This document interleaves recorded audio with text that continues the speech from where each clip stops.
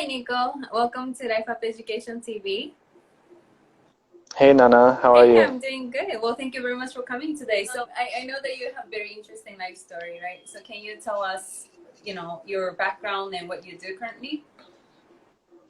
Yeah, so growing up, I'm from Western Maryland, so outside of like Baltimore, DC, very rural area. My neighbors were like cows, so not super exciting, but it's really pretty out there. And I just remember growing up, always creating, always thinking of new ideas, and for that, I was kind of like a black sheep. But it didn't bother me a whole lot until I started, being coined as different for my ideas. So I remember like wanting to get out and to travel as much as I could, like as soon as I left the house. So 18, I ended up going to Drexel University for mechanical engineering, and then while I was there, I also studied business. It was a 5-year program. I ended up moving to Singapore, working in the robotics industry, which was like Singapore alone was like a very life-changing experience, not just the corporate experience, but the culture and the experiences that I had while I was there. After that, I came back to university and I was living out of my car for 3 months, which I'll go into that later, and why I did that. And then after those 3 months, I went abroad. I studied in Berlin for a little while, and then after that, I studied in London.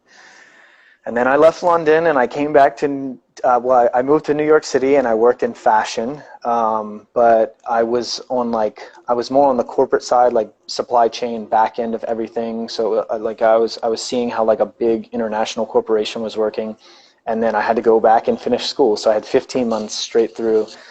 So now, I finished university 2019, summer of 2019.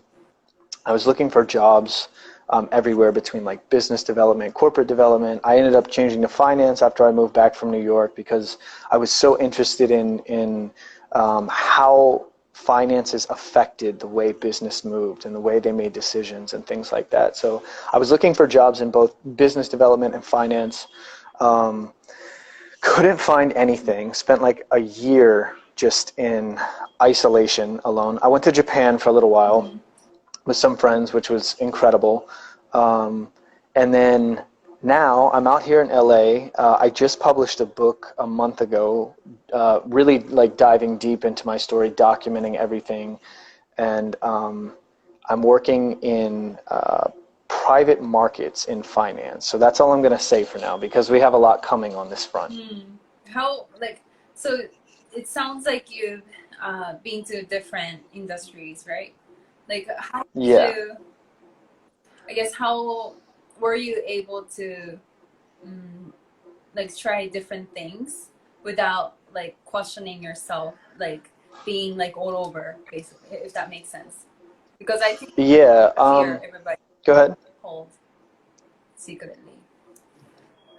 Yeah, so for me, I was always interested in a bunch of different subjects growing up. So if there is, so in culture, people like to coin, or they like to call you different things. So like, for example, recently publishing a book, people are like, oh, you're an author now. And I'm like, yeah, I'm an author, but I guess I am because I published a book, but I'm not really a traditional author.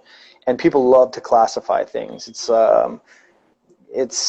it's in our nature. Like psychologically, we love to classify things because it makes things easier to objectify.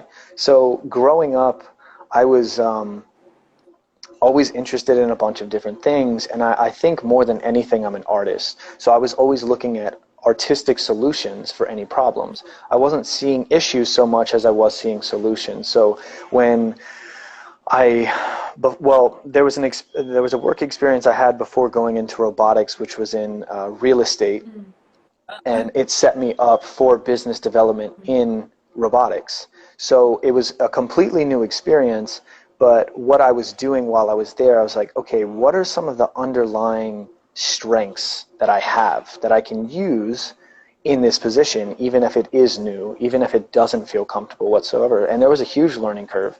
Me and my boss, we butted heads a lot, but we communicated through those issues. And I think that has really been a key for me in understanding, like, you can, it is very scary when you're moving into new fields, and you're not always going to know everything, but when you step into those fields, you have to be aware of that, and you have to be willing to communicate and ask questions. And I think corporate culture and performance culture, especially within the United States, but I would say performance, I mean, even in like corporate culture in Japan,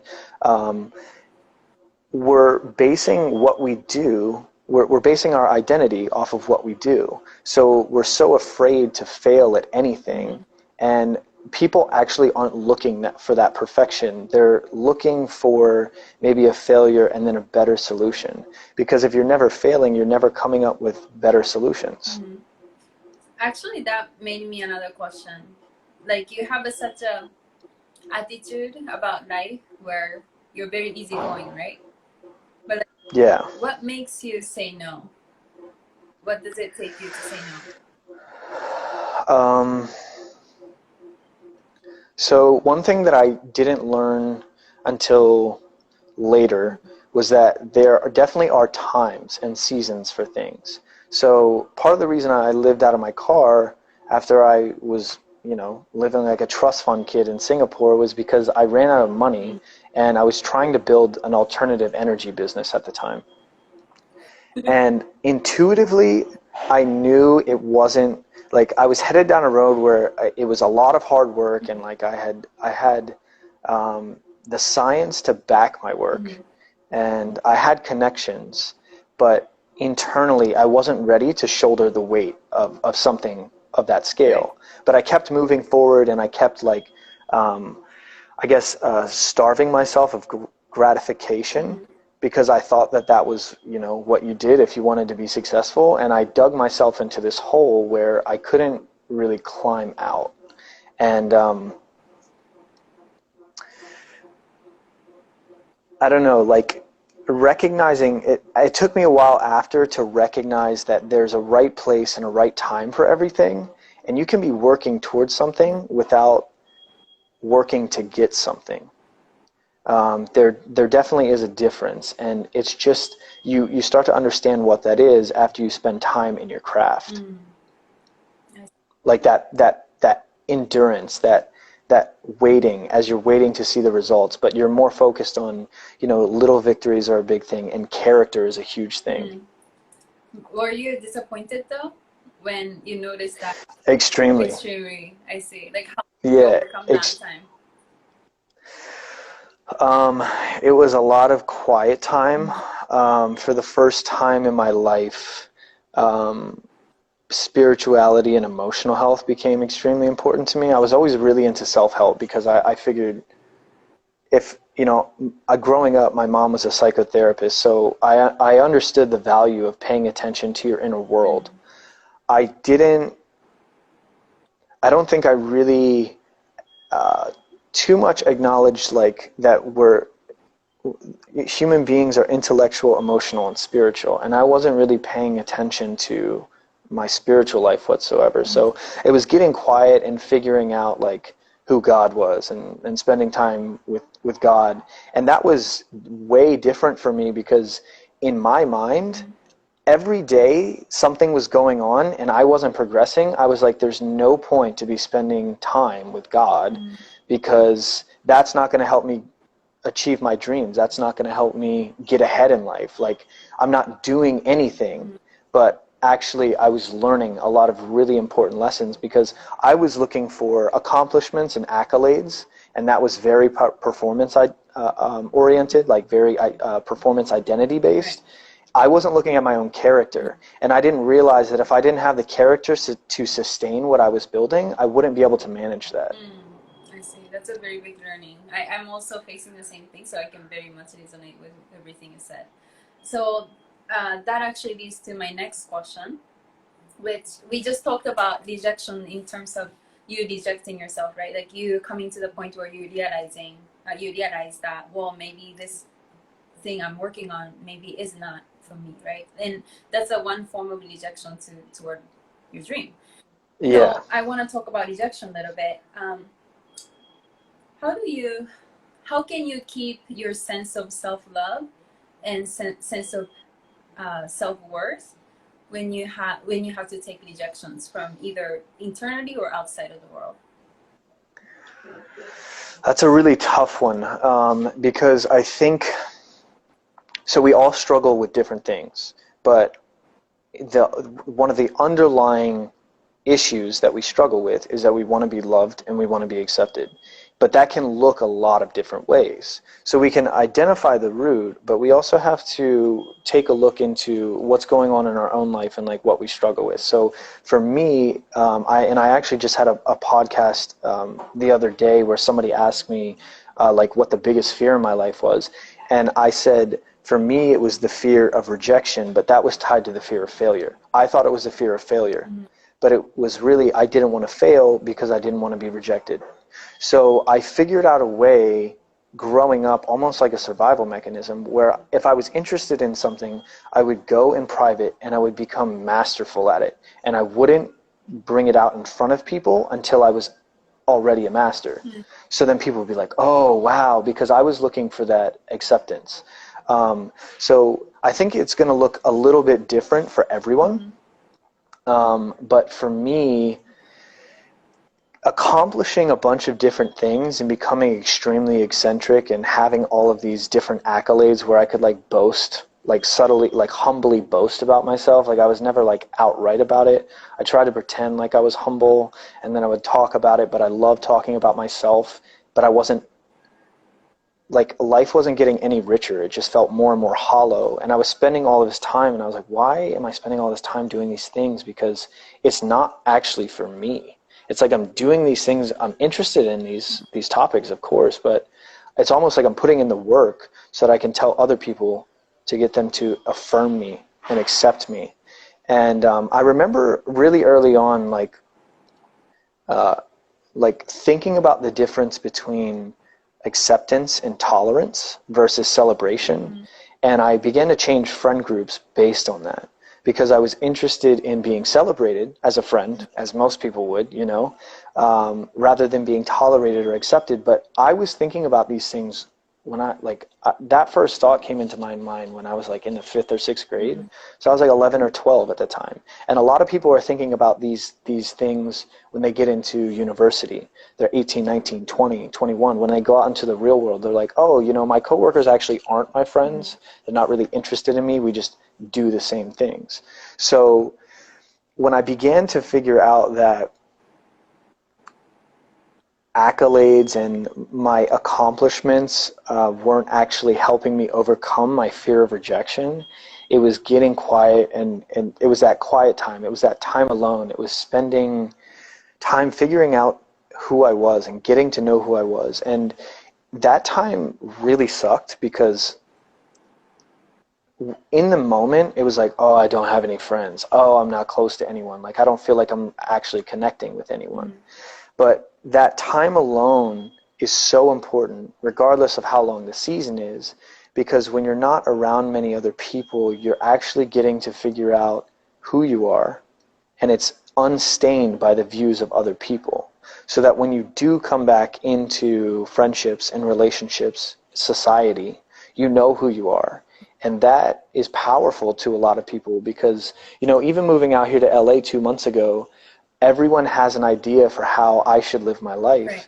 And when I don't bend to the way of culture, people are like, who is this person? Mm-hmm. Because it's not normal. People aren't used to that. People are used to, like, you know, we have our morals, we have our codes, we have our values. But then after time, we get worn down because it's just like culture is constantly washing over us. Other people's idea of how we should live our life is constantly washing over us. So that time alone, even though it was brutal, was honestly extremely helpful because now I can go out in a culture like LA that's constantly pushing its way on me, and I'm okay to continue living I see. as who I really am. Yeah. It's very powerful. Like, but do you still have that, I guess, doubts though sometimes? Maybe like, you know, for example, let's say you're trying to get a funding from someone, or let's say you're trying to build a business partnership with someone else, and then maybe that person for their own reason rejects you for your offer. Like, what's the conversation you have in your head? Yeah, so doubts definitely, it's like, you know, it's a daily battle, and we don't always get to pick our thoughts. They kind of just come to us, but we get to choose what we meditate on. And so I kind of want to tie this in because this is extremely popular in pop culture, especially in LA, is the concept of manifestation, like where you make things happen for yourself. Not really, but it's kind of the right idea. What does manifestation take? It takes a belief that something is going to work out even though it's not here yet, right? So faith is always honored whichever way you're putting it. So like to have an anticipation, a hopeful expectation of something is putting faith into a good outcome. But having doubts, having fears, having faith in something that's not going to be a good outcome is partnering with fear. So I really have to pick and choose, what thoughts am I meditating on? What am I aligning myself with? Because there are doubts every day. Oh, that's very beautifully said. Yeah, that's very powerful. So I'm gonna move on to my third question, which actually it kind of overlaps with what we just talked about. The third question is, so you know, you shared me that you at one point had to live in your car, right? Like, can you tell me a bit more about that? Why that happened, and then what was going on in your head? Yeah, so I was really committed. Sorry, I have to move. I'm in a public building. No worries. So I'm going to also give you a little bit more context to why this question is so important, especially for young entrepreneurs, because, you know, like entrepreneurship is very romanticized right now with the climate of everything that's going on. And yeah, but I mean, entrepreneurship really sucks just as much as everything else, right? So it really comes down to your own self-awareness, what you really want. And especially, you know, it's kind of hard when you're bashed this culture of, you know, like people pretending like they already figured out everything, and especially, you know, looking around the people around the same age, you know, having the house, like building family, you know, having car, whatever that we are supposed to have at this age. Like, it's very discouraging, right? Like, it also definitely triggers us to send a different message to us, saying like, oh, you know, I'm not a step, like I'm choosing, because I'm choosing different paths than everyone else, where people who chose easier paths are figuring everything out, and over here, like, I look like stupid person who's just choosing to work 24/7 for no money, and you know what I mean? So I mean, there was a time where especially when you're a young entrepreneur with a wrong idea coming into entrepreneurship, you know, these moments would hit you, right? And then really make you notice that, wow, like entrepreneurship is not necessarily about this glamorous lifestyle that I thought it was going to be about. So even if you have the right kind of mindset where you actually know what you want to do, and entrepreneurship is a one path that you chose to make your dream, to make your actual dream come true, like these times are hard still, right? Like nobody wants to think that we're stupid. Nobody wants to think that we're less than anyone else, right? So given this context, I just found it very humbling and also very like inspirational that you actually went through that process where, you know, you humbly chose to live in a car, and, you know, doing the grind, like actual grind that you need to do into your dream, like, because everybody wants to skip that phase, right? So can you kind of tell me a little bit more of that? Yeah, so I would say at the time, I was kind of seduced by that, the lie of entrepreneurship. I was still figuring it out. But I was also, you know, like I'm a very, I don't know if I'm as stubborn as I used to be. I'm very set in my ways for sure. But before I was really stubborn, and I think I was just listening to too much Tony Robbins and Jim Rohn and stuff like that. Like Gary Vee, you just do it, and it's going to happen. And I was fully committed to that if I like, I guess I was like pursuing that manifestation theory that like if I put it out there in the universe and put it out there in the energy and I worked really hard, things were just going to come together. I was stupid, like just plain and simple. So I had just over $3,000 saved up from working, and I knew I was only going to be in the States for 3 months. And I was like, I can live out of my car. Like I'll figure out a place to stay with someone. I'm sure, you know, like the prototype for my technology is tangible now, and I'm sure somebody will like invest in the company or equity, because we had already had investment offers. And I turned the first big one down because I was too scared. It was just plain and simple. I was just too scared. I didn't know what it was going to look like as a 20-year-old to take on a large sum of money and then be personally responsible for that. So when I was living out of my car, it was kind of just like, I committed to this. I said I was going to do this. Now I'm going to stick through it. And that was kind of the way I was raised. Like, I remember being young, like even if I felt really sick, my mom would make me go to school. Like, unless I was throwing up, I was fine. So I learned early on that nothing was too difficult. Even if it felt like I was really suffering, I needed to stick through that, and I needed to see it through. And when I lived in Singapore, I started to recognize the value of committing to things, because it's so easy to say you're going to do something and then not follow through, or even show up and do it and just not be there, not invest your energy there. So I was like, you know what, I'm going to see this through. One of my best friends at the time was like, dude, you can stay at my place, you can sleep in my bed, whatever, like like we're in this together. And I was like, no, like I appreciate it, but I made this decision. I have to see it through now. Things are going to be okay. And a kind of 2-week anticipation, 2-week max anticipation of like sleeping out of my car turned into 3 months. And I was eating like 1 meal a day, and my schedule had to be like perfect, or things would go completely wrong. Like I had to wake up at exactly the same time and go to bed at exactly the same time, go take a shower at the gym, go work out, make sure everything was done like without flaw.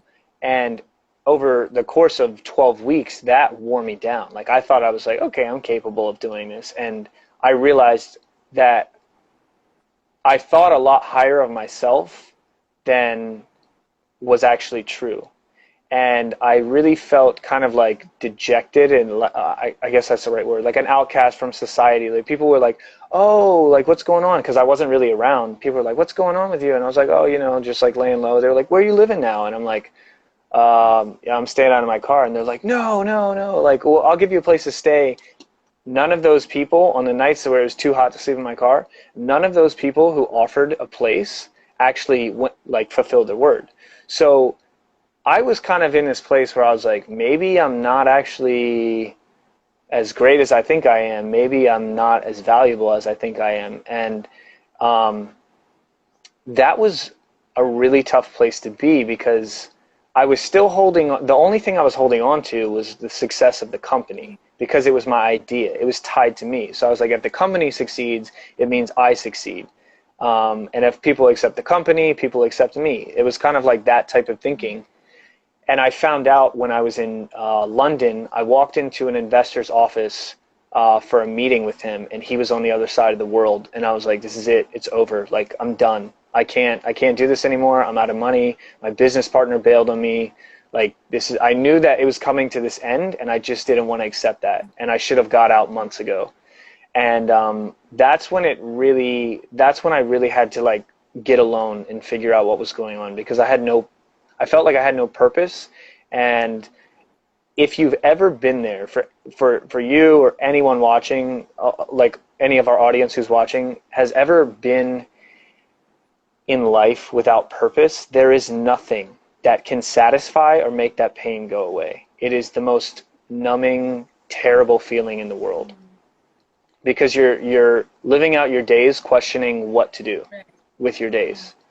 And anything that you do, it's kind of just like, this isn't what I was made to do, and you know it intuitively, and it's kind of tormenting. So that was the experience of living in my car, and I think that like shot me to the bottom. It kind of like humbled me out really fast, which was good, and I needed that. So I guess I came up with two following up questions, given your story.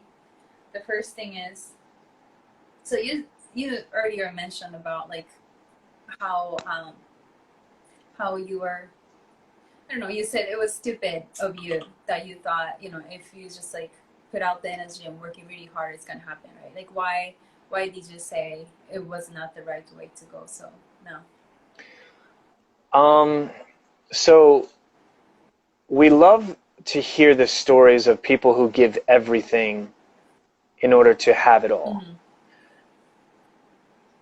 But that's only a handful of stories. And the reason I say that is because nobody's televising the story or documenting the story of people who are giving their all and hitting rock bottom, Mm-hmm. and living purposeless for the rest of their life, or dying or killing themselves, whatever. Nobody's telling that story. Nobody likes to hear that story. Mm-hmm. But that actually does happen to people. And for a good year and a half, I had a lot of doubts, and I really questioned whether that was going to be my story or not. Mm-hmm. For the first time in my life, after I came back from New York, I was like, okay, I have to just be okay with just working a job and not dreaming so much, because I got to the point where like my visions of what my life, of what I wanted my life to look like, and what I was hoping for, were just too painful to put any energy into.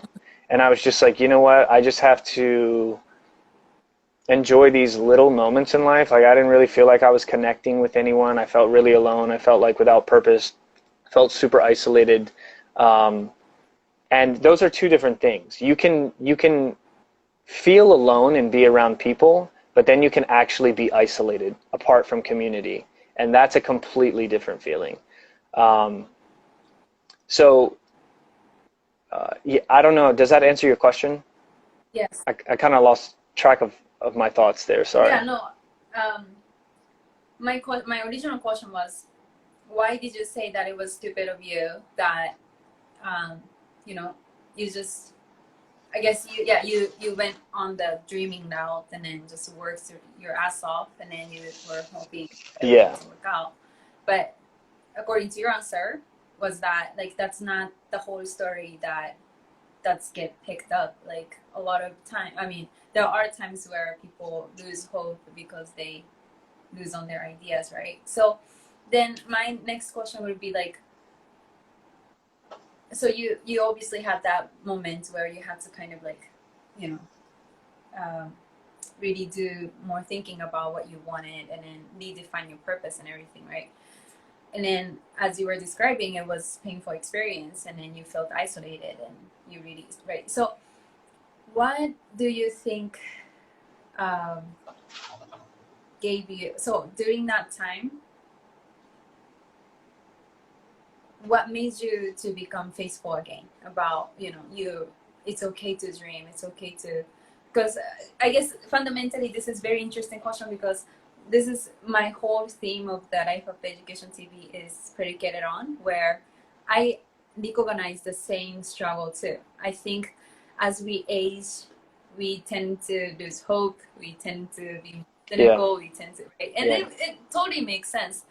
But like, I just find it more beautiful, and I think it's actually a strength when you are able to keep dreaming in life, right? And I think that's a skill, Yeah. that's a hardcore skill. And for example, I have this quote that I live by, where, you know, nobody teaches in school, nobody teaches how, like, learn how to dream, right? Like that's not our teacher says when we first Right. school. But I think it's so important when you're in an early age, like you should probably do the most risky, like the risky thing, and then you Yeah. should work so that you know how to dream. I think that's Yeah. very important. But I'm just trying to pick up your brain of like how, so basically you were at this very low point of your life, and then how did you, I guess, come to another point of life where you kind of started noticing that, well, I mean, yeah, I did fail, but you know, staying within the corporate ladder, whatever, really isn't resonating with my story. Like that's not who I am again. So I have to really, like, because now you have your own company, you published a book, and you know everything like that. Like, how did you overcome that time where you had a really heavy self doubts? Yeah, definitely a lot of grace for sure. It was a really tough time. I So there's something called the parable of the talents. I don't know if you've ever heard of it. It's a parable about like what you're being given, and we're all given different things according to our capacity. And it's not so much like culture thinks it's super honorable. It's more honorable if you're given more and you steward it well to 100% of your ability. So the parable of the talents is that, and I just want to run through it real quick because I'm going to tie this in. There were three servants and like a landlord, like a master. And the landlord said he was going away for a year, and he gave one servant 5 talents, which a talent was equivalent to about a year's wage in that time. So he was given 5 years' wages over the course of 1 year. And there was another servant who was given 2 talents, and then the third servant was given 1 talent. And he said, I'll be back in a year, do with my, like, make a return on my money. So he comes back after a year, and he talks to the first servant, and he said, I took the 5 talents that you gave me, and I was able to make another 5, so I have 10 now. And he said, well done, good and faithful servant. The second one, he said, I took the 2 talents that you gave me, and I made 2 more, so now I have 4. And he said, well done, good and faithful servant. The third servant comes up to the landlord and says, I knew you to be a harsh man, so I buried your money in the ground, and now I dug it back up. Here it is. And he said, you're wicked and you're lazy. You didn't steward what I gave to you. Why didn't you at least put it in the bank? And that sounds harsh, but it's actually a testament of what we're given from the very beginning. So both you and I are very creative individuals, very entrepreneurial. And it doesn't matter what corporate setting we're fixed in, we still think that way. We're not jammed in by the confines of corporate structure. And that's why we're having this conversation right now. So we still get a choice to use the gifts that we were given to impact other people. Because ultimately, what those talents are units of influence that we're able to use in other people's lives. So I really had to look at my own story. I had to look at my own life, and I had to figure out who I was, because if I didn't know who I was, I didn't know what I was given. And for me, it was the first time I had ever actually looked at my life and said, okay, will I survive if I don't build this alternative energy company and get in the transportation sector and do this, that, and the other? Because that was all I had dreamed about. And I knew what I wanted to do since I was a little kid. I wanted to design cars, and this was the perfect outlet for that. I went to school for mechanical engineering. Like, everything just seemed to add up perfectly. It was the story that I didn't see coming. It was the events that I didn't see coming that changed everything, that allowed me to create more outside of what I had fathomed for myself. And in doing that, say I was given 2 talents. In doing that, I was producing a talent that I didn't even know I had. That's very deep. That's very deep. Yeah. Okay, I'm gonna move to the next question here. Okay, so next one is, let me see. So next one is mentors. Let's talk about mentors. I'm sure that, sorry. I'm sure that like throughout your journey, you know, you had time where you had to network with other business individuals. Yeah. Everybody. And I know this is something that you talk heavily about in your book as well, right? Can you tell Yeah. me is it necessary to have a mentor if you want to succeed? And how do you network with mentors? I don't know if it's necessary, but it is definitely super helpful.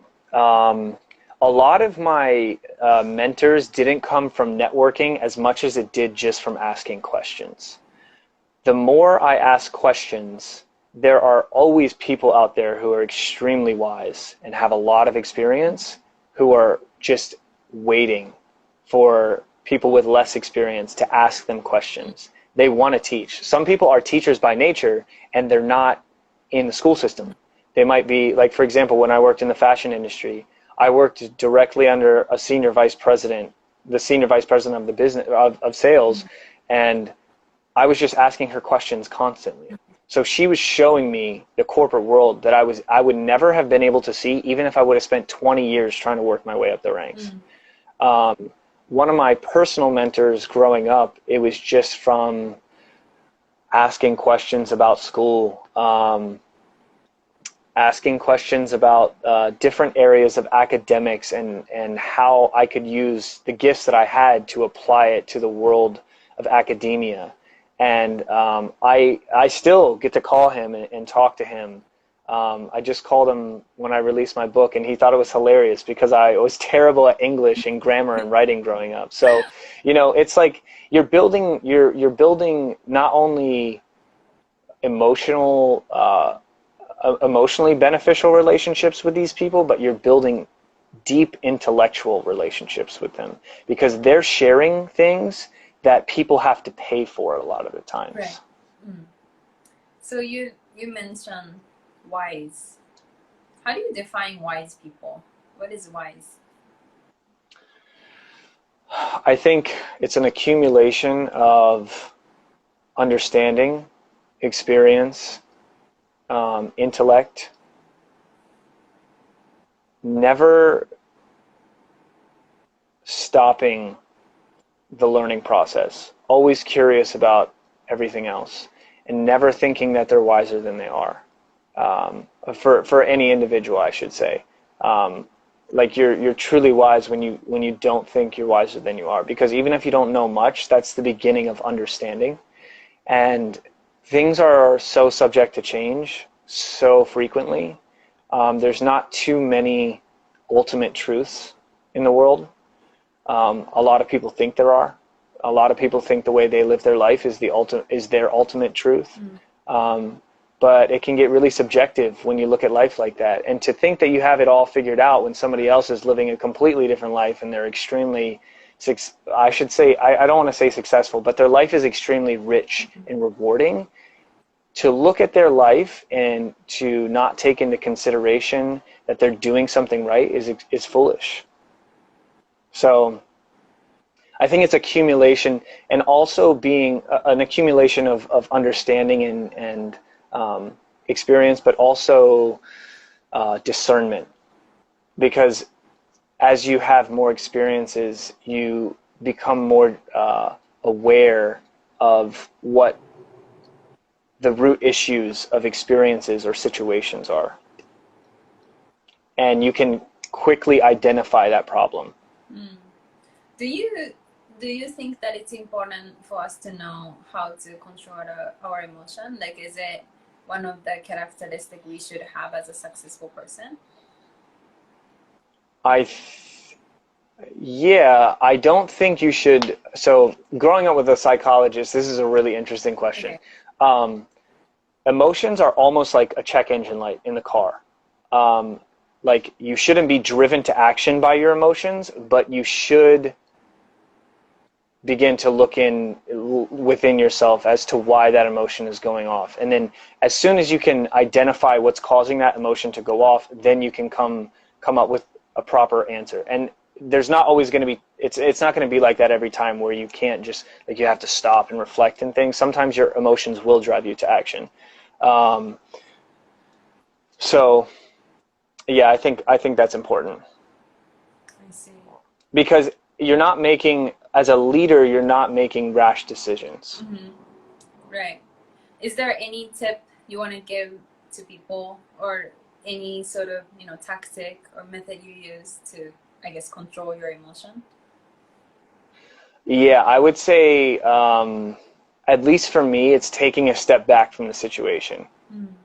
Um, even just for, we talked earlier about either partnering with doubt or partnering with anticipation, Mm-hmm. like hopeful expectation.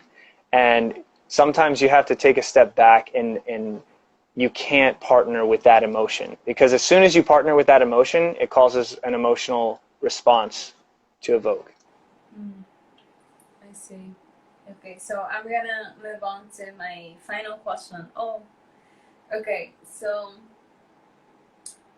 we're both young. We're both very young, Yeah. and like to me, one of the struggles sometimes I have is I'm too inexperienced, so I feel like people might not take me as seriously because I'm very young or something like this, right? Like, do you have that fear, and how do you fight against that if you do? Yeah, this was, I thought I had like overcome this by the time I graduated, but when I was applying for jobs and I wasn't getting anything, and people kept telling me I wasn't qualified enough for the position, I got it. It was super frustrating because I started to get super bitter, and I was like, I know things that you don't know, and that's not a good place to be. Like, it might have been true, but it was more of like an emotional response. And I couldn't be the best me. I couldn't offer all that I had if I was in that place, in that state of mind. So I think one of the big things is just understanding who you are regardless of what other people say. And the reason I say that is because a lot of the times it's the testing ground to see whether you actually know who you are. The more resistance you're getting in your identity and who you think you are, the more it's being hammered in. It's like a foundation. Right. And anytime you're breaking off, so for me, like I didn't have a stable foundation of understanding who I was. Every time I got bitter, angry, like I know more, like how could you say I'm underqualified? Like I've worked with presidents before. Like, what is this? And every time I responded in that way, it showed me that I had a crack in my foundation of understanding who I was. So that's probably the biggest way to combat that, because it's not like it's not going to happen in the future. It is. But you also have to understand that anyone who has more experience, is older, is wiser, who isn't going to listen to somebody who's younger than them or less experienced than them, or who has less influence, because influence is a big thing right now, is a big topic right now, is a fool. Because that's saying, I know everything, I know how to control my life, I know how to make decisions that are best for me. It's foolish. Relationships offer insight to problems that we don't have answers to. Right. What are you saying, that the person who's not willing to accept insights are fool, or the person who's which side? Yeah, the person who's not willing to accept insight from somebody else is foolish. Right, because they're kind of like a fixated on where they are Yeah, already. I yeah. see. So how can we use this as our advantage? How can we what's the right attitude here? Like for someone young who's like willing to learn from other people as well, but also like have a genuine, authentic confidence about our capability. Um, hmm. I think I think being willing to learn from other people, particularly when you're young, can be one of the greatest strengths that you have, because you're, rather than accumulating knowledge from just a teacher, you're accumulating knowledge and experience from all those around you, whether young or old, um, educated or not, experienced or not. Sometimes people just have perspectives or insights on things that they might not have had much experience in, but it doesn't mean that it's wrong. And to be able to welcome that, and then like chew on that and discern whether or not it's true or applicable to your own life is one of the greatest strengths that we can use, because we're not in the corporate world per se. We're accumulating knowledge and we're spreading it again. So it's like we're taking on water to share with other people rather than, drinking it ourselves.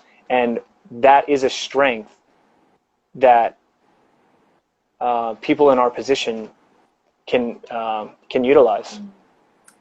I guess I have one more question, even though I said it was the last question. Yeah. What's your approach to, I guess, how do you try to prove yourself that you're the right person to someone else? Like, do you think, because that's not right approach, right? Like, that's not by any means, that's not right approach. You should always follow your own truth. But like, with everyday interaction and with so much opportunity chances where we need to coexist with 7.8 billion other people in this world, like how can you kind of, like, what's your attitude around that, where you have to coexist with others, and then while keeping your own truth and being true to yourself, while other people having their own opinions, like, basically, everybody try to prove themselves that they're the right one. They know their answers. Like, how do you navigate this world? Yeah, so that's an identity question. And the reason I say that is because when you really know who you are, you don't have to prove yourself. Let's just say, like, I want to give a hypothetical here just to make this a little clearer. Say you're the daughter of like a billionaire and nobody believes you. You're just, traveling around the world. You're doing things on your own. You know that your dad is a billionaire. You don't have to try to prove that to people, even if people don't believe it. Right. Because inherently you know it's true. You are the daughter of that person. It's the same way with our gifts. And that's why discovering who we are and who we are designed to be, who we are meant to be, all of our gifts is extremely important. And I know it sounds kind of cryptic, like, what is my identity? Or like, that sounds super vague, but I can't be any more specific on it because it's so individualized for each person. And if people aren't willing to discover who they are, what their identity is, then it doesn't matter that much to them. But if it's really that important, then they're going to search until they find who they are. And it's not through other people a lot of the times. It's not through the perspective or the lens of other people, because sometimes our greatest assets are the things that people like really try to notch back. Like, very highly analytical, intellectual people, sometimes in your closest relationships, you'll hear people say, oh, you overthink things way too much. It may be true from their perspective, but that also might be a gift that's solving a problem that hasn't yet been solved. So as soon as we try to prove who we are, we're handing over the power of the power that we hold in our identity to someone else. And that's a scary place. I agree. I guess this is one of the things I also talk about in my book, where I talk about like how it's okay to accept your flaw included, and when you are really able to accept that as a package, like you have a good side, bad side, both. Like you when you are able to accept that, that really kills your insecurity. That really kills the space for someone else to come in and say like, you're this and this and this, and then I would be like, yeah, I am, but I love myself. And I think that's very powerful move to do. I think then you don't have to necessarily lose faith in yourself, right? So yeah, that's very powerful. Well, Nico, thank you very much for coming today. And before I close this conversation, I want you to tell us where people can find you, and also your book is coming up. Well, it's already probably out now. Can you tell me a little bit more about that? Yeah, so I'm kind of a social ghost. I'm on here on Instagram at Nicholas DeGrange, and then I also have a LinkedIn, which is also Nicholas DeGrange. If you want to connect with me there, like corporately. Um, the book is called The One Who Follows, and it's under my author name N.C. DeGrange, because I guess that's what authors do, abbreviate their first two letters. Yeah. Um, so that's on Amazon worldwide.